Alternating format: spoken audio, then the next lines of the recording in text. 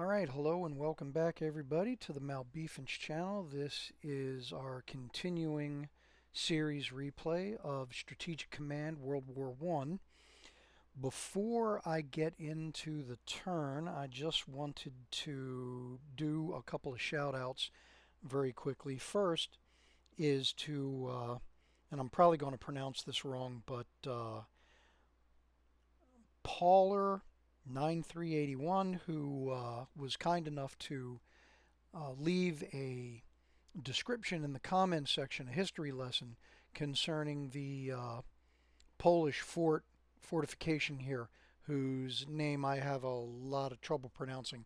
So his information is that this fort is near the Polish town of Modlin. So if you want to read the entire history description, go ahead and check it out in the comments in the last episode. And from here on out, thanks to their input, I'm going to be just referring to this location as Modlin. So thank you very much for that. The other thing I wanted to point out, say a shout out to, is the Historical Gamer channel is doing a Strategic Command World War I replay also.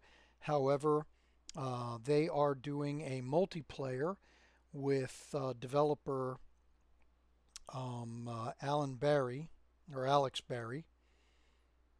And if you check that out, you'll get to see the very huge difference in strategies when you're playing against another human versus playing against the computer. So definitely go ahead and check that out. I'll try and put a link in the description below. And then one more thing I wanted to go over is a question came up concerning surrounded units. And surrounded units will still have supply. Obviously, they'll have difficulty getting resupplied. Let me hide the units here real quick. And you can see these Russian units, they're sitting on Ivangorod and Seidlitz, and then over here at Modlin, and you'll see they've got economic value numbers. These also indicate the supply level that the unit will get from these locations, and then as you move a hex away from these locations, the amount of supply will drop.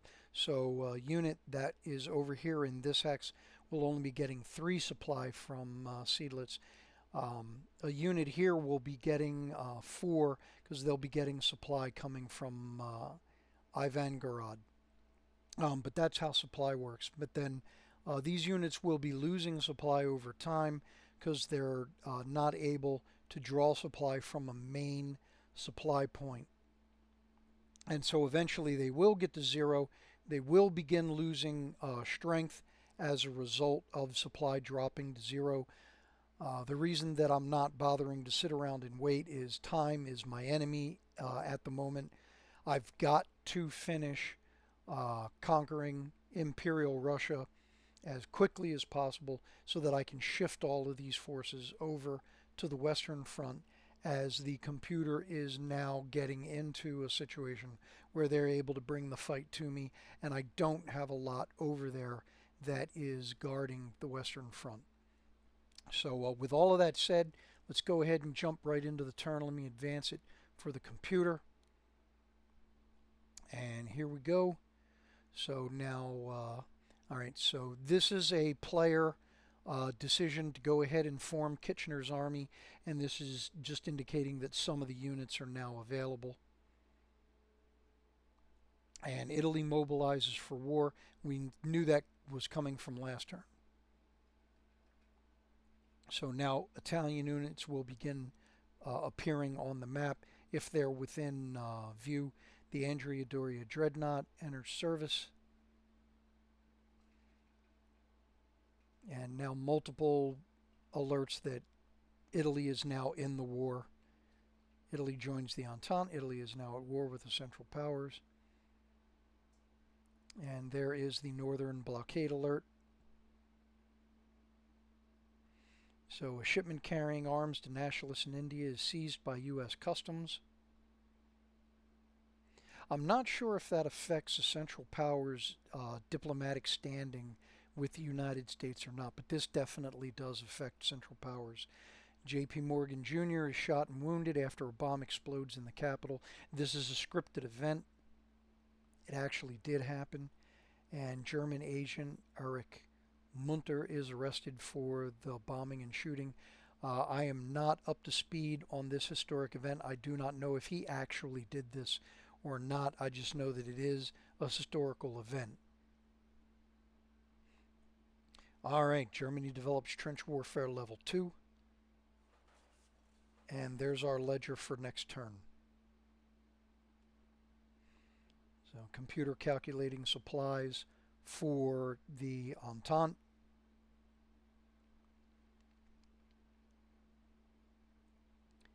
And you can see down here what the computer's doing. So here comes the Grand Fleet's response to my submarines. There was already a number of destroyers out there. A bunch of my submarines made contact with their destroyers, and then here comes the response to the dreadnought. So yeah, so they're going to throw everything at this dreadnought. Unfortunately, this is bad timing on my part. And that's it, I lost the dreadnought. The Austrian fleet is a massive underdog in the Mediterranean. I was hoping to slip them out before Italy joined the war and get their fleet over into Turkish ports, but it doesn't look like it's going to happen.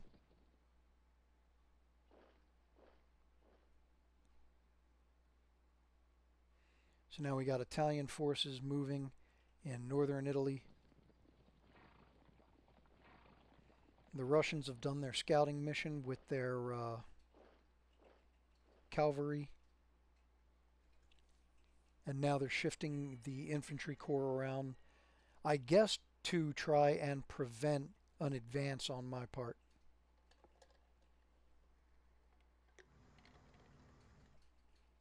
Here comes some more meeting engagements in the North Sea.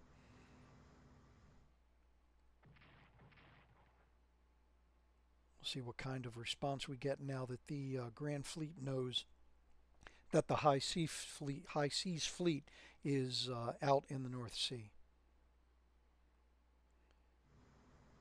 So here we go. There's a British battle cruiser, British dreadnought, just destroyed one of my destroyers. So it looks like we're done with the North Sea. Here come the scouts and bombers. And now French artillery firing on that German infantry unit. Oh, no, we are going to get more action in the North Sea. Those are French armored cruisers. Now back to the Serbian front.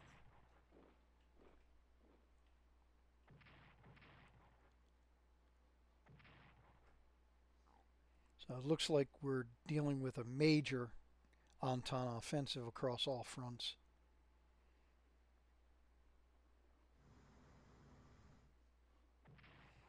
And the Entente Mediterranean fleet just will not stop coming. Looks like I managed to stir them up pretty good with trying to get the Austrian fleet out into the Mediterranean. So now every Entente ship and its uncle in the Mediterranean is now converging on the Adriatic.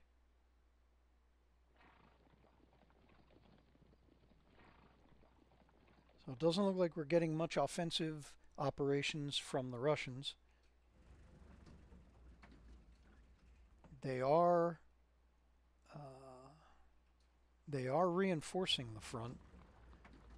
I'm not sure if we're looking at an attempt at reorganizing and setting a new defensive line or not.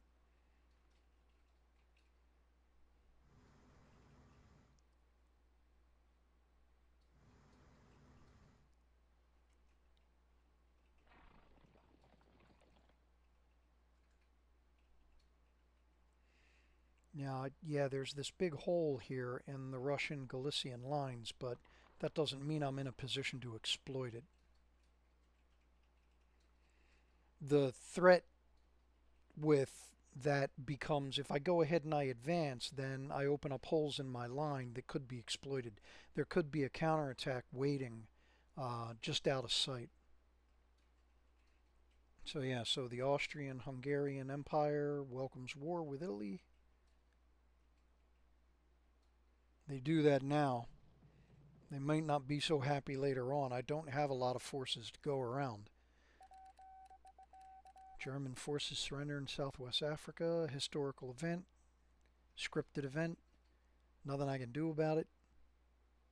Now, there is a mod for this game that takes it worldwide, and you can change the results of what happened in Africa. So here's our losses summary. Destroyer S-165 lost. The Radetzky pre-dreadnought lost, and the Veribus Unitas dreadnought sunk. So those are major losses for the Austrian Navy. I'm not going to be able to recoup those. All right, activity summary. Disrupting UK convoys to Russia and Egyptian convoys to UK, disrupting those. Was able to disrupt a little bit of the supplies going to Serbia. Alright, decision point. It has come to our attention that General Willy, Commander-in-Chief of the Swiss Armed Forces, is planning to ask the Swiss Federal Council to enter the war on our side. Would you like to spend the money to employ agents to encourage support for this move? Yes, I would.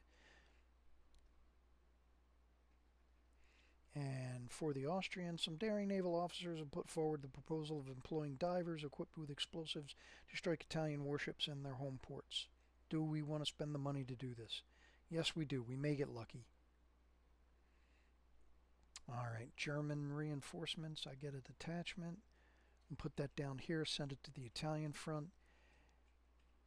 And an infantry corps. Actually, I'm going to send him down there as well. Hopefully I'll be able to get him to take over defense of Trento. Okay, a Austrian unit. I'm going to put him there to protect Trieste. And that is it for the reinforcements. So we'll start with the Western Front. Now he was, this unit here, the Guard Corps, was the recipient of artillery fire. And I'm checking to see if they had done any damage, but it doesn't look like it, so I will not swap him out. But I do need to reinforce these units that took part in wiping out a French infantry corps that was in this hex here.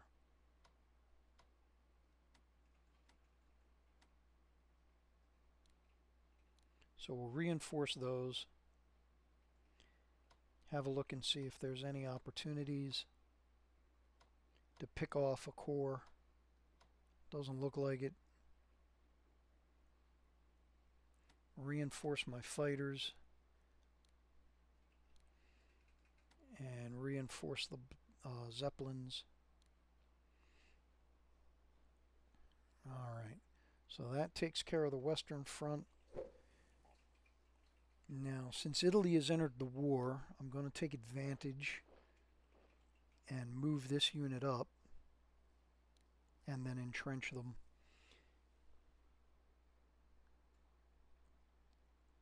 So that's a very good defensive position considering the mountains and then the trench works. And that is the reason why I've got these detachments along here instead of having full infantry corps. They can take advantage of the mountain defenses along with the trench works being dug in, and it makes it very difficult for the Italian forces to be able to move this line. Historically, the Italians expended considerable effort trying to break through the mountains, and they were only able to do it further on in the war and at great cost.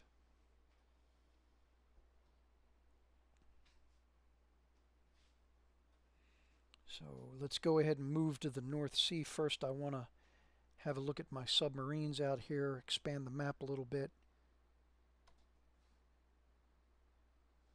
So now, the odds aren't great, but getting back into hunt. The difference between stealth mode and hunt mode is the amount of movement points that the ship will get. Obviously, if they're trying to be quiet, they're going to move a lot slower, so they won't have as many movement points. But I want to get him out of here. I want to retreat these guys, but I still want to do damage, so let's go ahead and make the attack. And that way maybe we can compel the computer to get this French destroyer back to port, and he'll stop harassing my units. And let's see if we can slip him through here without hitting any of the other units. Alright. Now his supply is low, and he's got bad odds against that destroyer, so I'm just going to get him out of there. See how far I can get him back to home. He's low on supplies as well. So I just want to get them out of harm's way, or as much as possible anyway. Alright, these guys have still got decent supply. And I mean, I know they're being hunted. That's why all these Entente destroyers are out here. But at the same time, I got to take the risk. I got to interfere with supplies going to Russia. So now I can either use this submarine to take on that destroyer, or I can try moving him out and going after some of the more valuable targets. But I've got no idea what's back here. For all I know, the entire Grand Fleet can be back in this area. So let's just go ahead and do damage to the destroyer. And awesome, it got him to retreat. And now I can get this submarine out of here and hopefully put him in a position where he can support the withdrawing high seas fleet. So now, yeah, I can go after the light cruiser, I can go after the armored cruiser. Let's go after the armored cruiser. If we can sink him, we get more morale points for doing that. Swing my submarine around this way in order to help defend. So now, do I want to bring this submarine up and do damage here? Or do I want to try and see if I can finish off that destroyer? No, let's go ahead and soften up the battle cruiser. Oh. Alright, so the Dreadnought's more valuable. We'll go after him, but we didn't do any damage. I can't pull him out. Definitely don't want to do that. 4-1 against? No. Let's just get the destroyer out of there. Is there any ports he can get into? No. Alright, so I can't pass some of these opportunities up, but this is a fighting withdrawal. So yeah, even though it's going to do a lot of damage, yep. Alright, let's do this while I can. Let's go ahead and advance.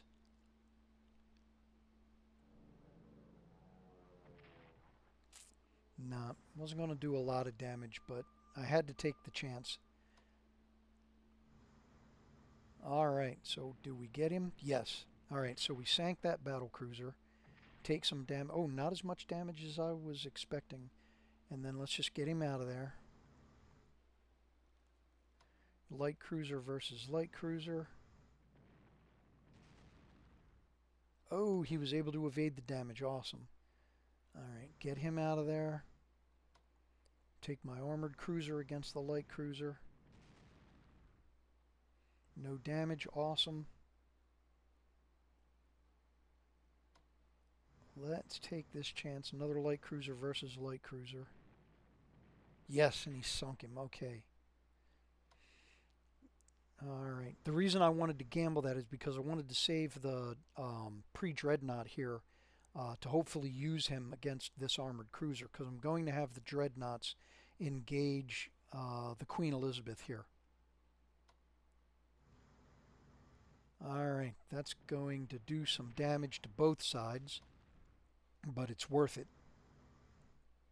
The morale victory for taking out a dreadnought is worth this risk. So see that 750 morale points won versus about the same amount lost. And then let's get him out of there.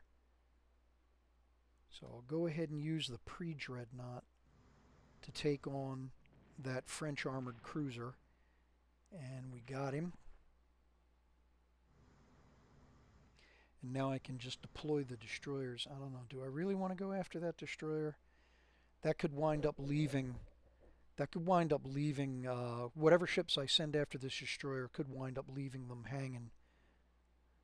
But we've managed to sink a battle cruiser, an armored cruiser, and a dreadnought.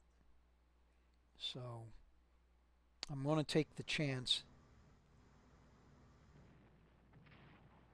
Alright, got that destroyer, and he can still retreat a considerable distance. Alright, save him for counterattack. Same thing with him. Deploy the destroyers to try and defend the heavier elements. Surround that dreadnought. Alright, that was not a bad exchange. Even though a number of my submarines are getting shot up,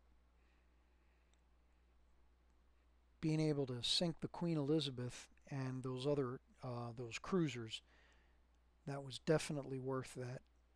Now hopefully I'm not facing over here where I can't see. Hopefully I'm not facing a much larger contingent of Grand Fleet battle or dreadnoughts and battle cruisers, and I'll be able to withdraw these guys. I mean, their mission was a success, so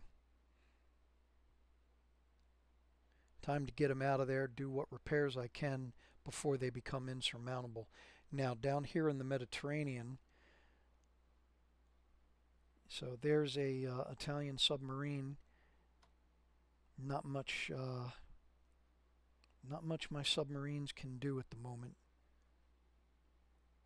So let's scout a little bit. Oh, there we go. Awesome. Unfortunately, he did not do any damage.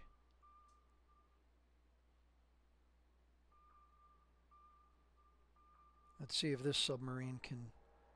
Nope, he wasn't able to do any damage either.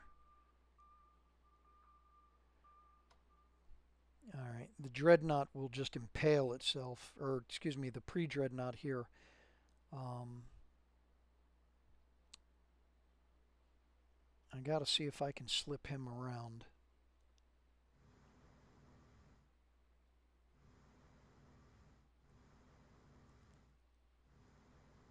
Alright. Alright, this might be a bad idea, but I'm going to give it a shot. Yeah, it was a bad idea. Alright, but they managed to get... Oh, but he can't retreat too far. Alright, bring the pre-dreadnought into a position where he might be able to counterattack. Or at the very least maybe defend the Goeben. That used to be the Goeben.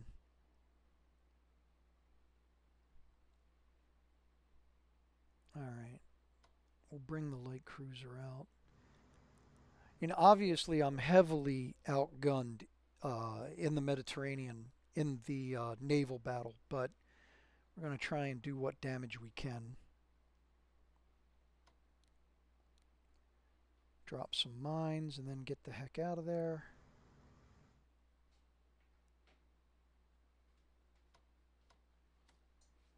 Alright, so now are we ready? Still only one round. I have a feeling that the Serbian attack into this hex was an attempt to draw out my artillery fire.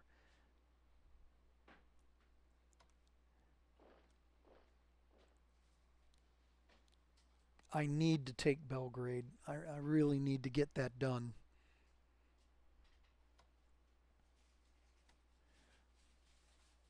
So we're going to hold up. You know what? All right. Let's do this.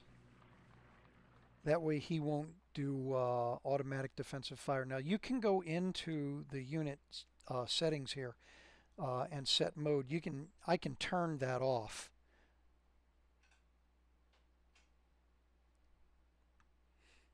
But I'd rather just go ahead and move the unit because I may forget that I've turned off his defensive fire.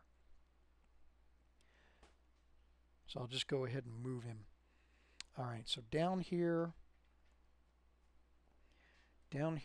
at the Suez, now that he's been repaired, let's move him back.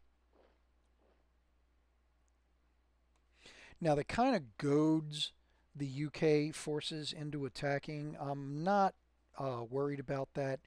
Um,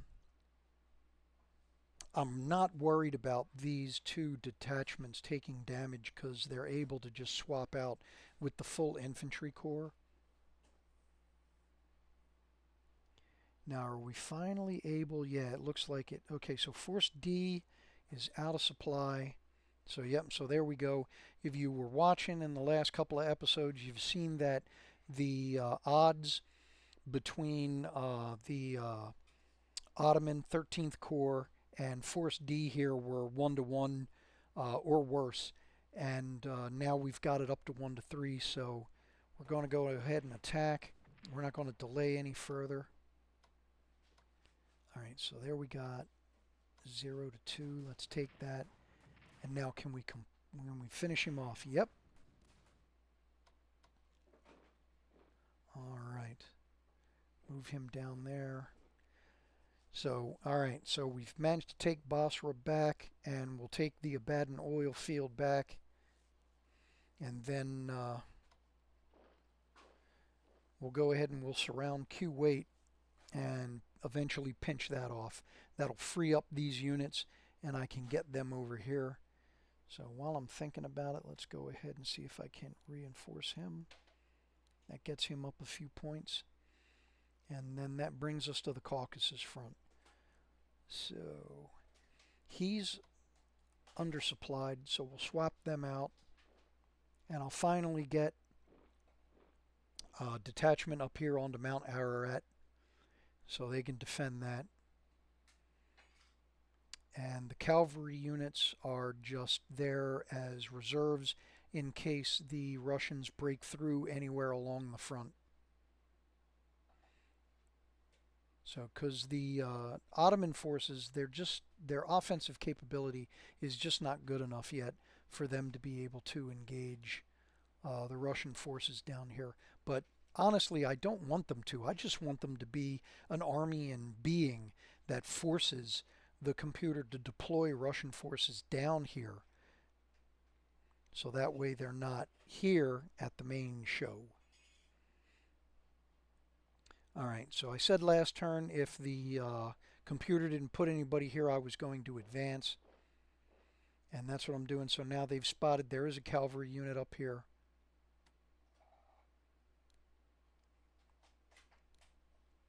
The fact that I am advancing will give the computer some pause. And it may cause them to shift more forces down this way.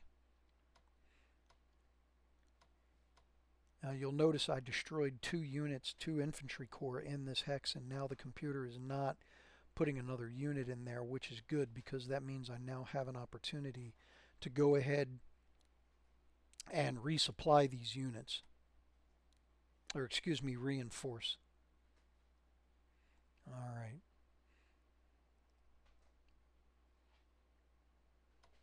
All right, we'll go ahead and we'll reinforce the German one. I was thinking about swapping them out, using the German unit someplace else, but no. We'll go ahead and we will move up. And I've got an opportunity here. Again, this might be a bad idea, but I'm running low on time. So I'm going to go ahead and I'm going to advance these units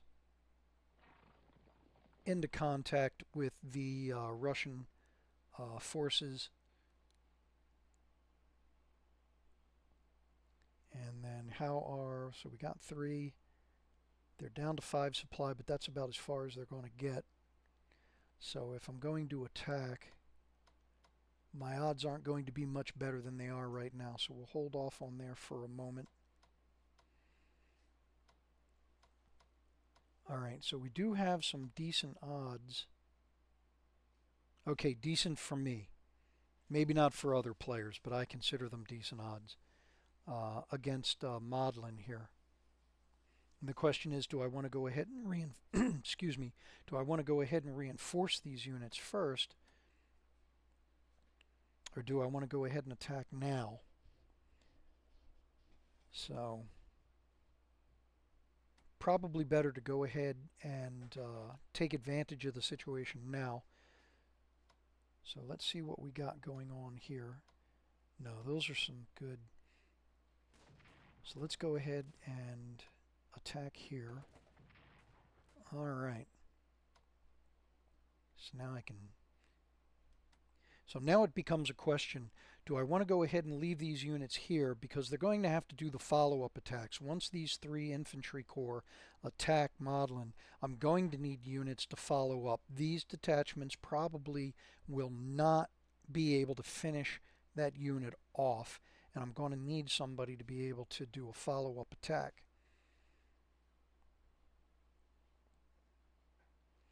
So now because these guys have attacked, that kind of curtails me doing anything right here. So I'm going to go ahead and I'm going to reinforce him. Move the artillery here, that way he can support either assault, whichever one occurs, or both. And then I'll go ahead and I'll reinforce these units, and we will be ready to take on one or both of these fortresses next turn. So my hope is to go ahead and completely eliminate the pocket next turn. That way I can go ahead and start moving all of these forces against the Russian center here. So I'll go ahead and I'll reinforce these units while I can. Since these guys attacked, I can't reinforce them, so let's go ahead and move them up. That way I can occupy the territory, start collecting the resources for seedless. I mean, I know it's only 1 point, but it'll rebuild as the turns go by. It'll start coming back up. And that way I can go ahead and reinforce these guys. Move the headquarters into the town. That helps with resupply. And he can get his elite reinforcements. And I need to get more infantry corps out here so that I can start pushing into the Baltic states as well. Alright, so let me zoom out here real quick, have a look around, see if there's anything I missed. Doesn't look like it. Alright, so zoom back in a little bit, and let's look at research first.